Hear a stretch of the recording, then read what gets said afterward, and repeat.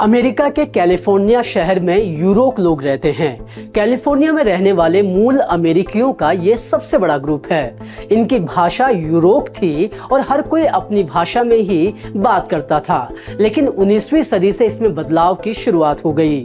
यहाँ पर सोना मिलने के बाद दूसरे लोग यहाँ पहुँचे और उनके साथ पहुँची अमेरिकी सरकार भी। अमेरिकी सरकार ने यहाँ पर बोर्डिंग स्कूल खोले। कुछ माँ बाप ने बेहतर भविष्य के लिए तो कुछ को जबरदस्ती अपने बच्चों को इन स्कूलों में पढ़ने के लिए भेजना पड़ा। अमेरिकी सरकार ने यूरो अमेरिकन कल्चर को बढ़ावा देने पर जोर दिया। इस वजह से स्कूलों में बच्चों को अपनी भाषा यूरोक बोलने नहीं दी जाती थी।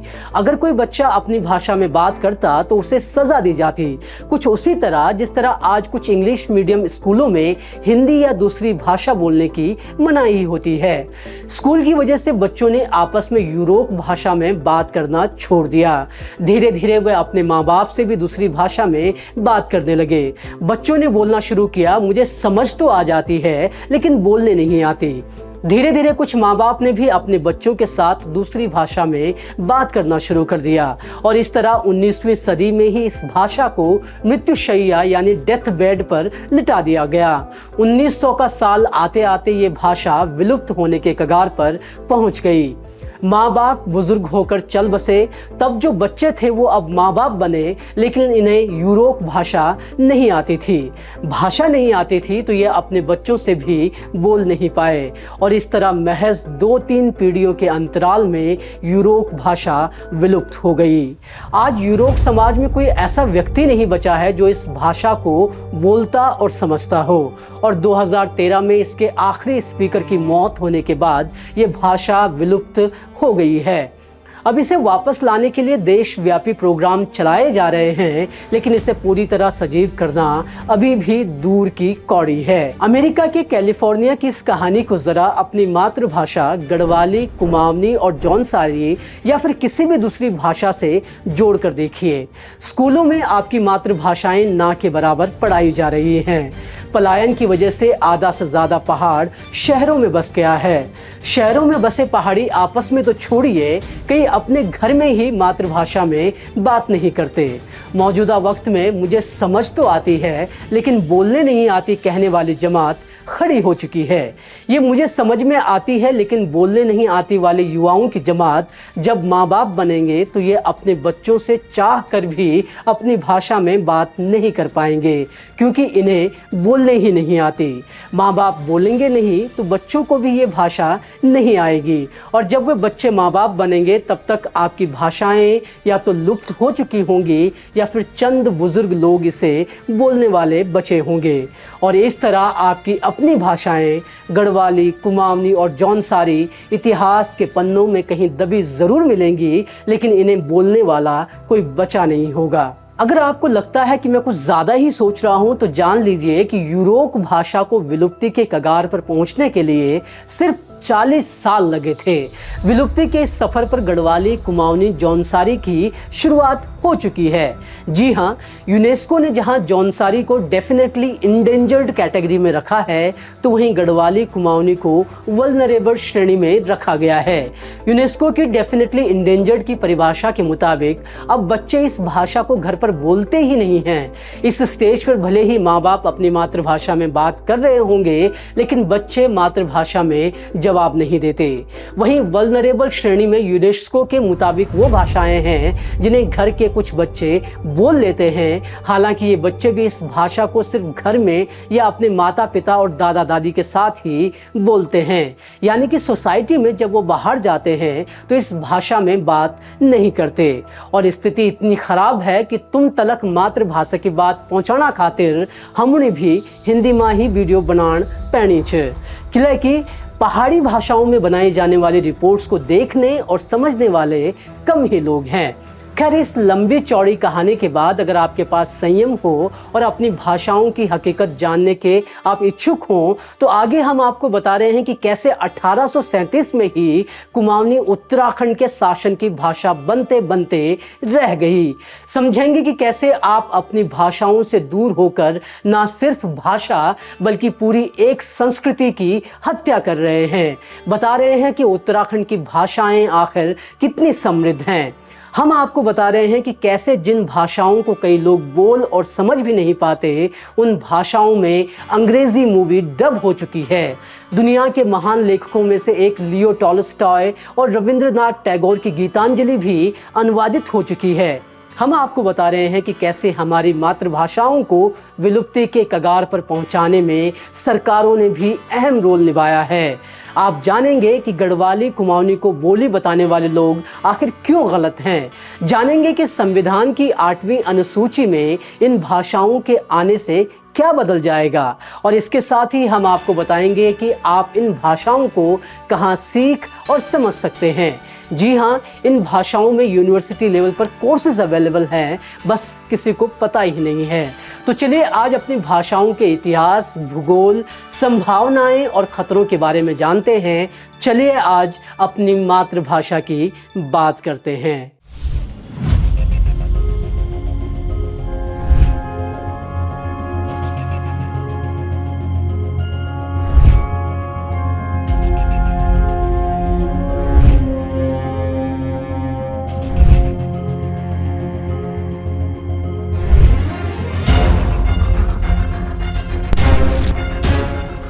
जब भी उत्तराखंड की बात होती है तो यहाँ पर कई भाषाएं और बोलियां बोली जाती हैं। इसमें जाड़, जोहारी, जौनपुरी, थारू, बंगाणी, बुक्साड़ी, मारछा, रंगलू, रवाल्टी, राजी समेत अन्य शामिल हैं।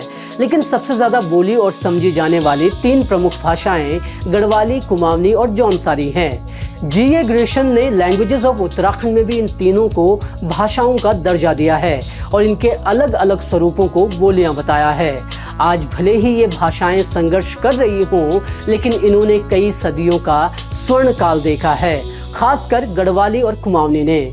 आज भले ही आप इस बहस में फंसे रहें कि गढ़वाली कुमाऊनी भाषा है या बोली, लेकिन इनके शासन की आधिकारिक भाषा रहने का एक लंबा इतिहास है। हिमालयी क्षेत्र में प्रथम राजवंश कत्यूरी हुआ।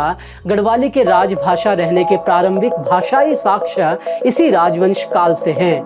कुछ इसी तरह कुमाऊं का 1000 साल तक राजभाषा रहने का वृहद इतिहास है। लेकिन इन मुद्दों पर गहराई से बात करने से पहले इन भाषाओं की मौजूदा स्थिति देख और समझ लेते हैं।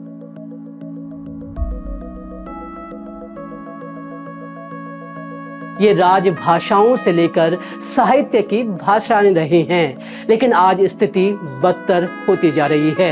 हम क्यों कह रहे हैं कि ये भाषाएं खत्म हो जाएंगी, उसके कुछ सबूत देखिए। पूरा प्लेटफॉर्म पर आयुषी असवाल ने वो मायूसी जताई है जिससे आज लगभग पूरा उत्तराखंड जूझ रहा है।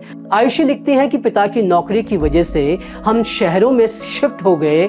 हम पर्यटक के तौर पर ही अपने गांव जा पाते हैं। अपने कल्चर और भाषाओं के बारे में मुझे कोई जानकारी नहीं है। आयुषी लिखती हैं कि जब वो गांव जाती हैं तो बड़े बुजुर्गों की भाषा को समझ और बोल पाना उनके लिए काफ़ी मुश्किल हो जाता है।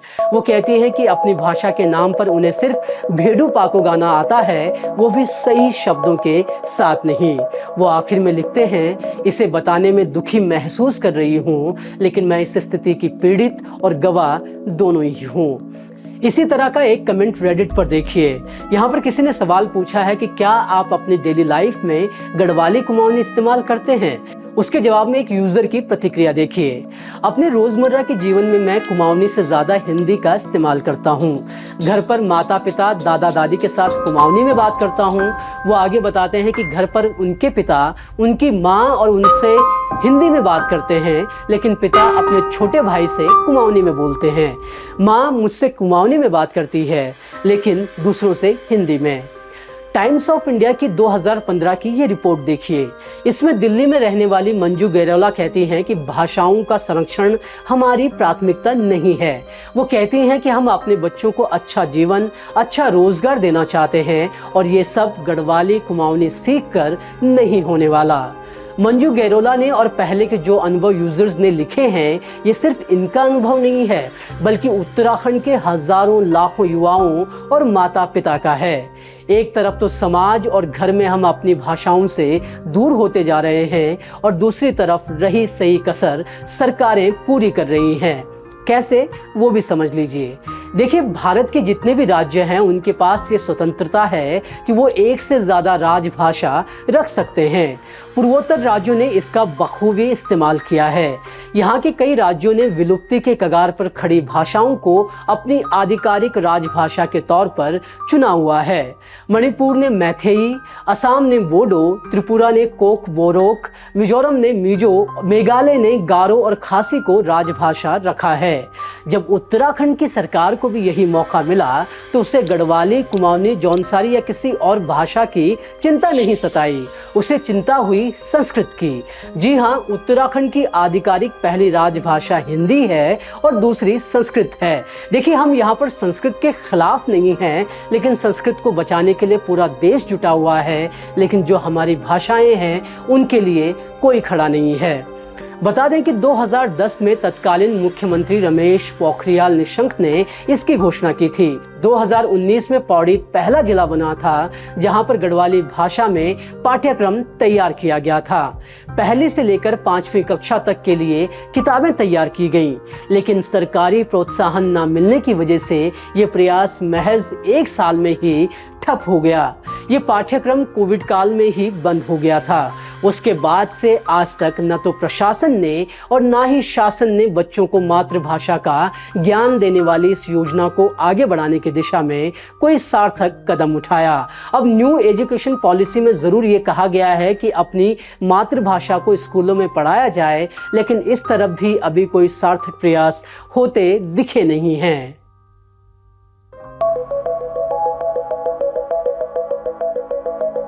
गढ़वाली कुमाऊनी को बढ़ावा देने के लिए प्रयास नहीं किए गए हैं। दिल्ली सरकार ने तो गढ़वाली कुमाऊनी जौनसारी एकेडमी तक खोली है, जहां इन भाषाओं में कार्यक्रम तो होते ही हैं, साथ ही बच्चों को भाषा का ज्ञान भी दिया जाता है। कई स्कूलों में गढ़वाली कुमाऊनी में प्रार्थना भी करवाई जाती है, लेकिन सरकारें सिर्फ कमेटी बनाकर चुप बैठती नजर आती हैं।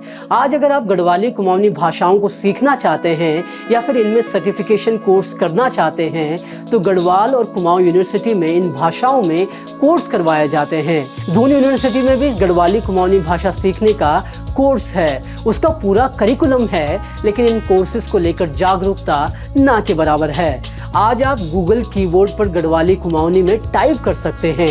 ऑनलाइन कई ऐसे पोर्टल हैं जहां गढ़वाली कुमाऊनी में अनुवाद की सुविधा आपको मिलती है और आप सीख भी सकते हैं, लेकिन इन चीज़ों के बारे में कम ही लोगों को पता है। प्रधानमंत्री नरेंद्र मोदी उत्तराखंड में आकर भले ही 2 शब्द गढ़वाली और कुमाऊनी में बोल जाते हैं, लेकिन गढ़वाली कुमाऊनी को संविधान की 8वीं सूची में शामिल करने को लेकर वो गंभीरता नहीं दिखाते।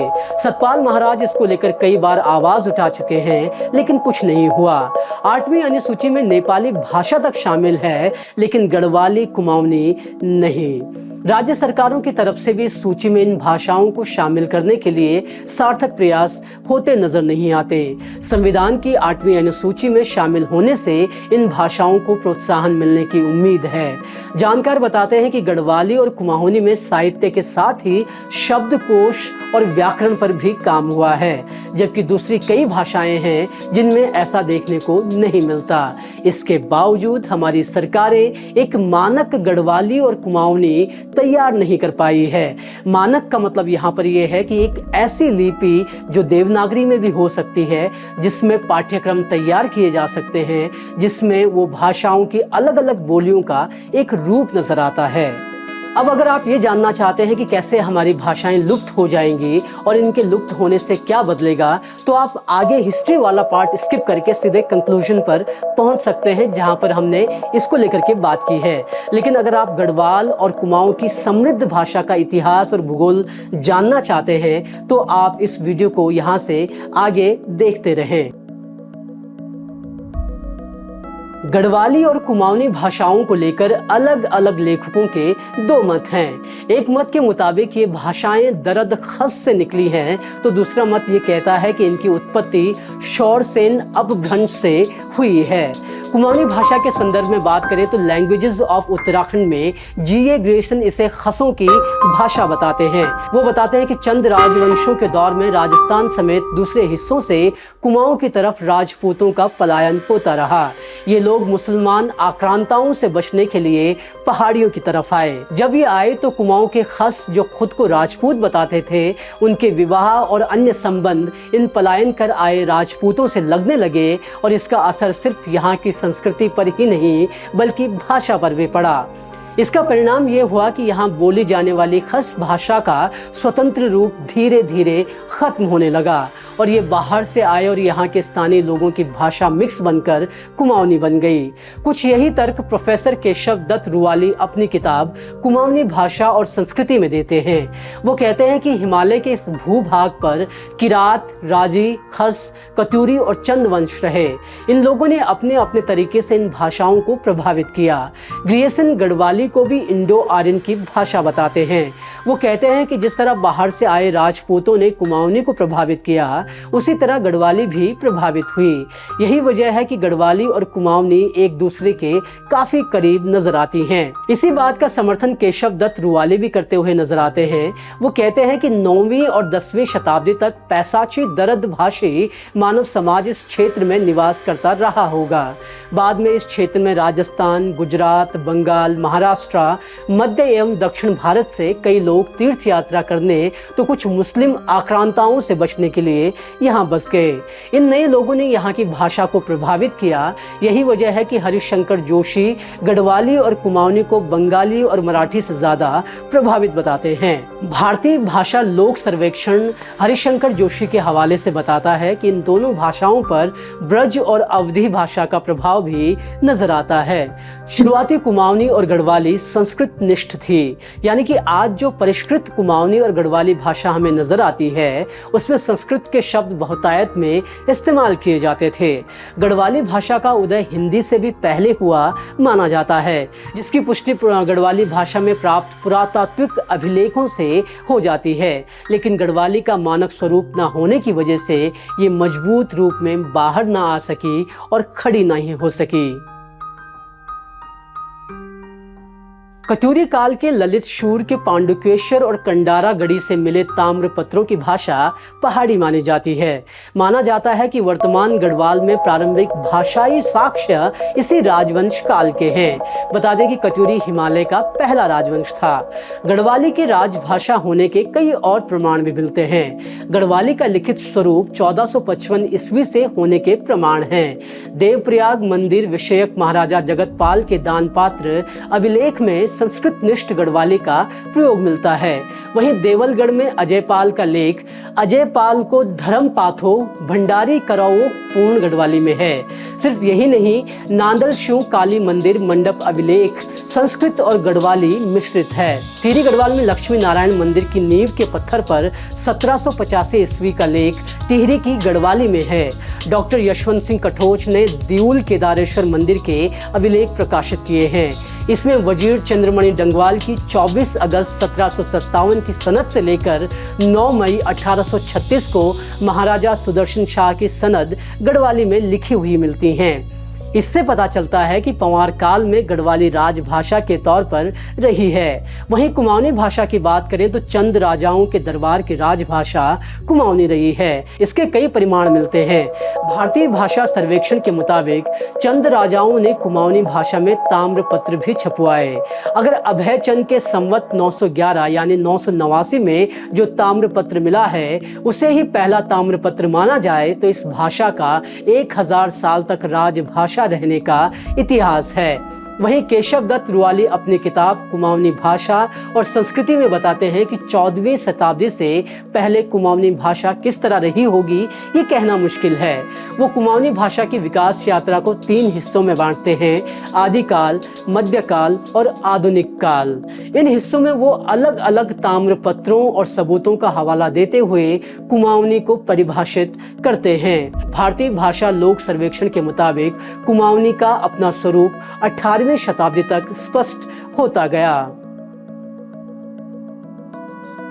गढ़वाली कुमाऊनी में साहित्य और लेखन की बात करें तो 1750 में महाराजा प्रदीप शाह के राज ज्योतिषी जयदेव बहुगुणा की रचना रंच जुड़िया पंच जुड़िया जुड़गे घिमसान जी गढ़वाली में पहली कविता मानी जाती है।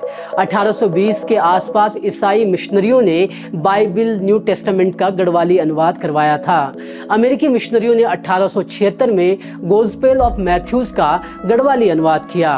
19वीं सदी में हर्षपुरी, हरे कृष्ण दुर्गादत्ती, लीलानंद कोटनाला आदि की कविताएं गढ़वाली में लिखी मिलती हैं। 20वीं सदी की शुरुआत में गढ़वाली भाषा को बढ़ावा देने के लिए कई प्रयास हुए। इस दौरान गढ़वाली भाषा में रुचि रखने वाले लोगों ने गढ़वाल यूनियन नाम का संगठन बनाया। इस यूनियन के कार्यकर्ता और अन्य लोगों ने गढ़वाली में कविताएं, लेख आदि छापे। 1902 में गोविंद राम गिल्डियाल ने हितोपदेश को 5 खंडों में गढ़वाली में पेश किया।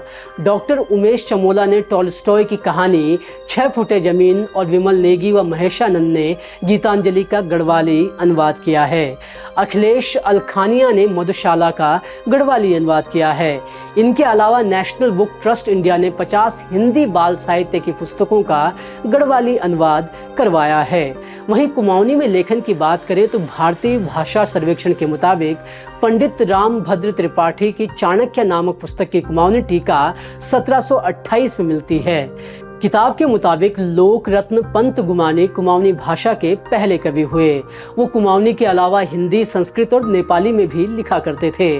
उन्होंने अपनी कुमाऊनी कविताएं गुमानी नीति के तहत छापी हैं।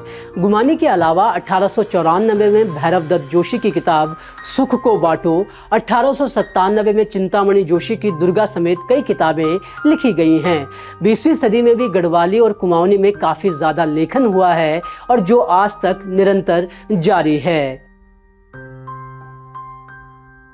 ये उत्तराखंड का दुर्भाग्य ही है कि जब वो गुलामी की जंजीरों में जकड़ा हुआ था तब गढ़वाली और कुमाऊनी भाषा काफ़ी ज़्यादा फली फूली। अंग्रेज़ कुमाऊं में राज करने ज़रूर आए लेकिन उन्होंने गढ़वाली और कुमाऊनी भाषा से मुंह नहीं मोड़ा। अंग्रेज़ों की तरफ से कुमाऊं और ब्रिटिश गढ़वाल में पत्राचार और राज्य आज्ञाएं कुमाऊनी भाषा में ही किया जाता रहा। कुमाऊं के लिए जहां अंग्रेज़ कुमाऊनी और ब्रिटिश गढ़वाल के लिए अक्सर श्रीनगरिया गढ़वाली का इस्तेमाल किया करते थे। कुमाऊं के कमिश्नर हेनरी रेमजे कुमाऊनी में अदालत लगाने समेत दूसरे काम करने के लिए जाने जाते हैं। प्रोफेसर केशव दत्त रुवाली बताते हैं कि 1837 में एक प्रस्ताव लाया गया था जिसमें यह तय किया गया था कि कुमाऊनी को शासन की भाषा बना दिया जाए। इस प्रस्ताव को स्वीकृति भी मिल गई थी लेकिन कुमाऊनी में पाठ्य पुस्तकें न होने की वजह से यह आदेश कभी लागू ही नहीं हो पाया। और इसी तरह टिहरी रियासत में भी गढ़वाली भाषा में ही सारे राजकाज हुआ करते थे। इतना जरूर हुआ कि अंग्रेज यहाँ आए तो उनकी भाषा के कई शब्द भी गढ़वाली कुमाऊनी में जुड़ गए।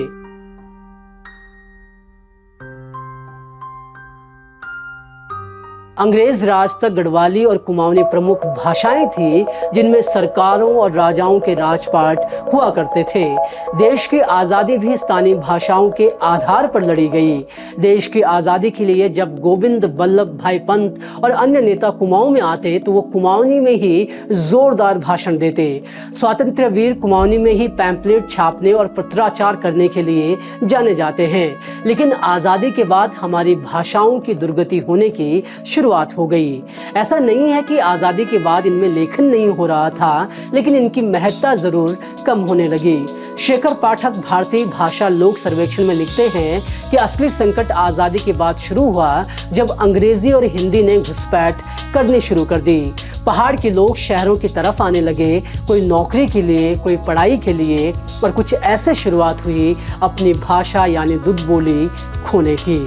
इनके खोने की एक बड़ी वजह यह भी रही कि इन भाषाओं को शिक्षा में स्थान देने के सार्थक प्रयास नहीं किए गए। अक्सर गढ़वाली और कुमाऊनी बोली है या भाषा को लेकर छिड़ने वाली बहस भी आज़ादी के बाद ही पनपी है। शेखर पाठक बताते हैं कि आज़ादी के बाद कुछ भारतीय और विशेष रूप से स्थानीय विद्वानों और भाषाविदों ने जौनसारी, गढ़वाली और कुमाऊनी को भाषाएं न कहकर बोलियां कहना शुरू कर दिया। इस तरह इन भाषाओं की महत्ता कम करने का ये एक और प्रयास हुआ। ऐसा प्रयास जिस पर आज भी लोग बहस करते रहते हैं कि ये भाषाएं बोली हैं या फिर एक भाषा।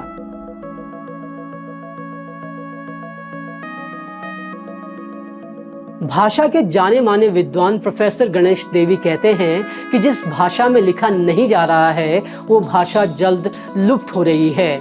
मौखिक परंपरा का युग अब समाप्ति पर है। जानकार कहते हैं कि गढ़वाली और कुमाऊनी में काफ़ी कुछ लिखा गया है। इसका व्याकरण लेखन भरपूर मात्रा में मौजूद है। यहाँ तक कि मिशनरियों ने जीसस क्राइस्ट पर बनी फिल्म का गढ़वाली, कुमाऊनी और जौनसारी में भी डब किया है, लेकिन प्रदेश स्तर पर प्रयास नाकाफी दिखते हैं। ऐसे में ज़रूरत है कि इन भाषाओं का एक मानक रूप तैयार किया जाए। जानकार कहते हैं कि अगर गढ़वाली, कुमाऊनी का एक मानक रूप बन जाएगा तो उसमें पत्राचार करने में भी सुविधा होगी। इससे प्रिंट मीडिया भी उसी रूप को अपनाएगा। मानक रूप बनने से सबसे ज़्यादा फायदा पाठ्यक्रम बनाने में होगा और संविधान की 8वीं अनुसूची में इन्हें शामिल करने के लिए भी हम जोर दे पाएंगे। लेकिन सरकार की तरफ से ऐसे प्रयास होते नहीं दिख रहे हैं। गढ़वाली और कुमाऊनी में लिखी जाने वाली किताबों की खरीद भी काफ़ी बड़े स्तर पर नहीं है।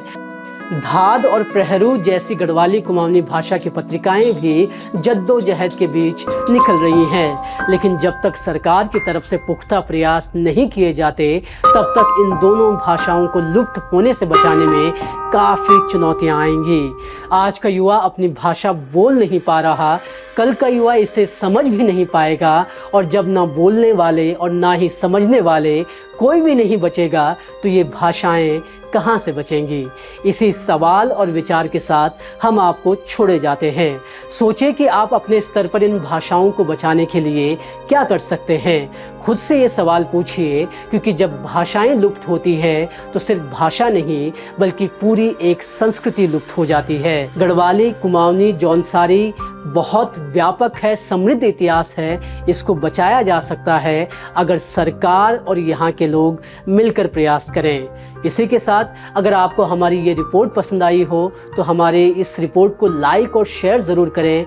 अगर आपको उत्तराखंड के बारे में इसी तरह से विस्तार से चीज़ों को जानना है, समझना है, तो हमारे चैनल को सब्सक्राइब करना ना भूलें। शुक्रिया।